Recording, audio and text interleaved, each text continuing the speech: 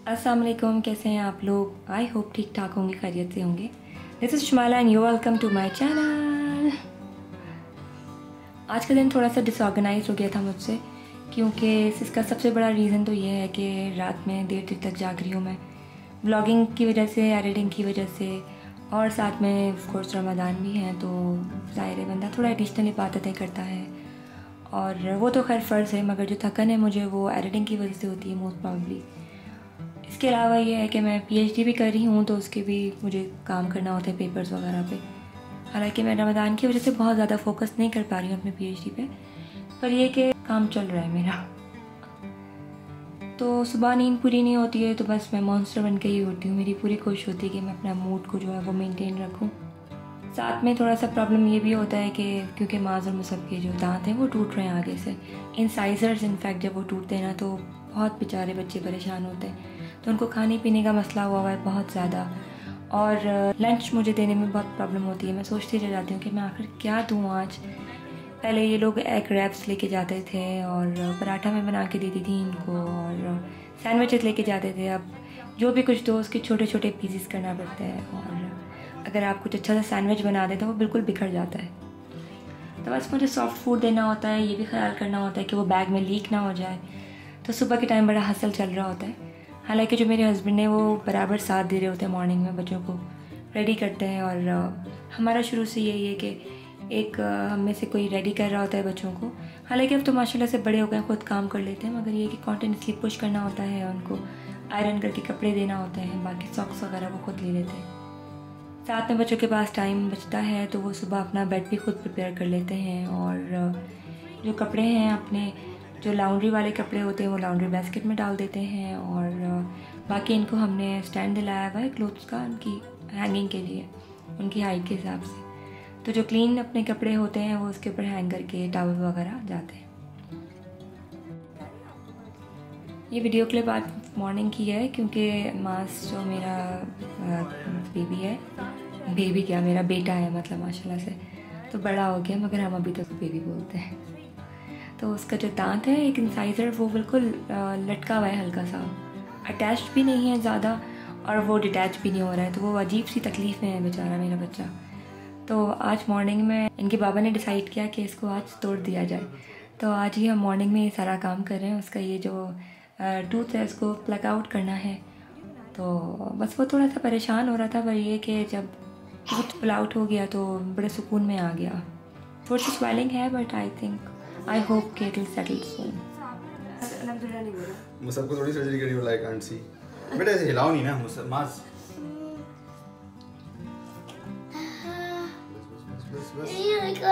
नहीं होगा पेन। अभी पेन हुआ जब जितना पेन होगा, जितना जब होता है ना उतना ही, बस दैट्स इट। अभी तो आप बात भी नहीं कर पा रहे। इधर बैठे, मेरा मुझे ना नजर नहीं आ रहा, मेरा हाथ नहीं जा रहा सही से वहां पे। कम ऑन, कैसे बोलते हैं आप मम्मा को? Come on mamma, come on, ऐसे बोलते हैं ना। अल्हम्दुलिल्लाह की सारी चीज क्यों आ रही है?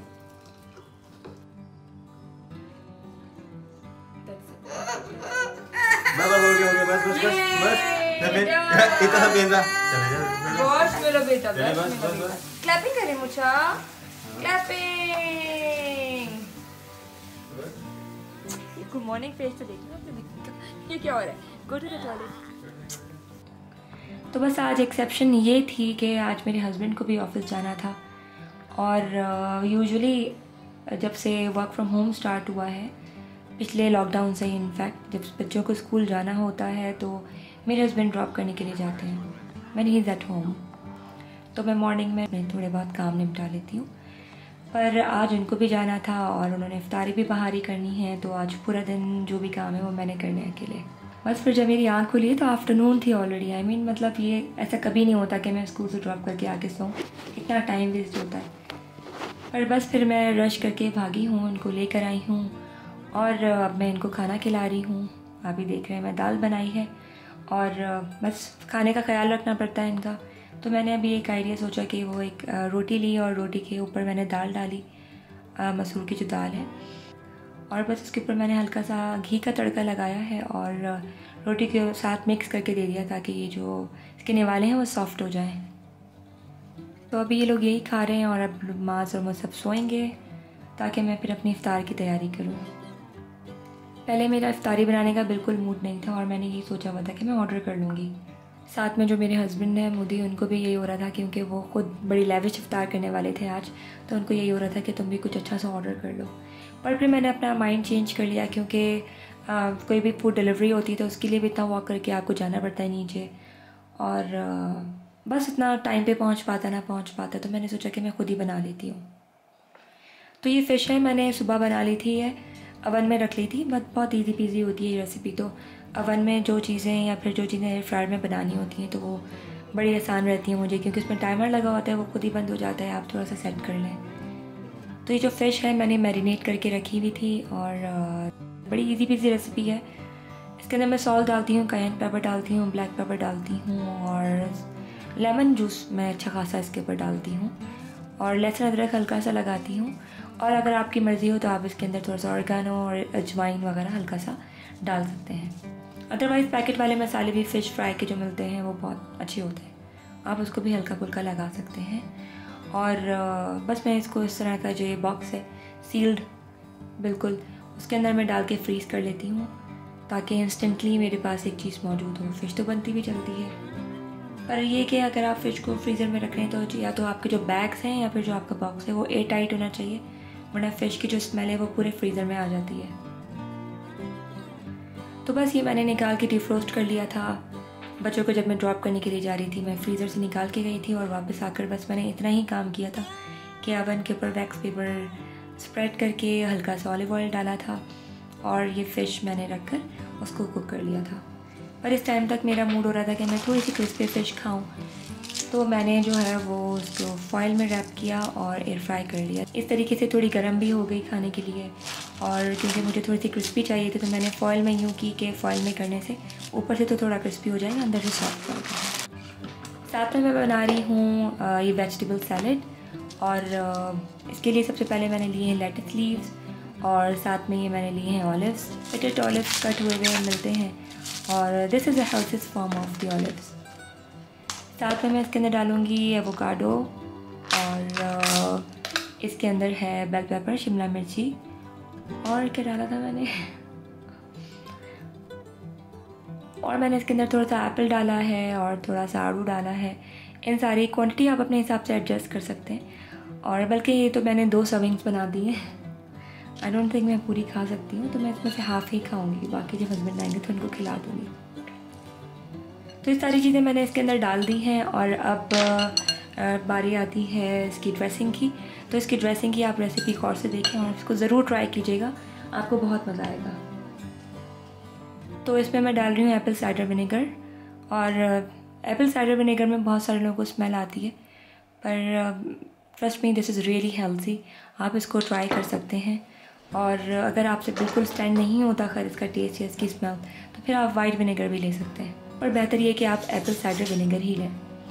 मैं इस पूरी क्वांटिटी के लिए half table spoon of Apple cider vinegar ले रही हूँ, half table spoon of honey ले रही हूँ।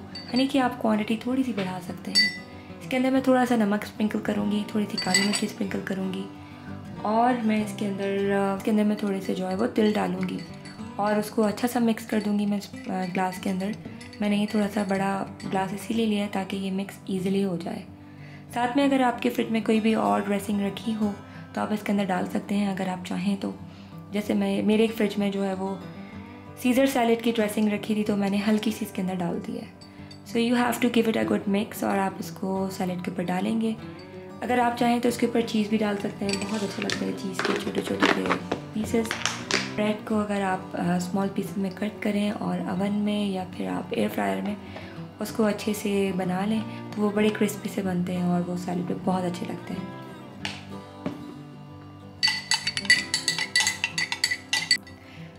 तो ये मेरी सैलेड रेडी है, और अब मैं आपको दिखाती हूँ अपनी ड्रिंक की रेसिपी।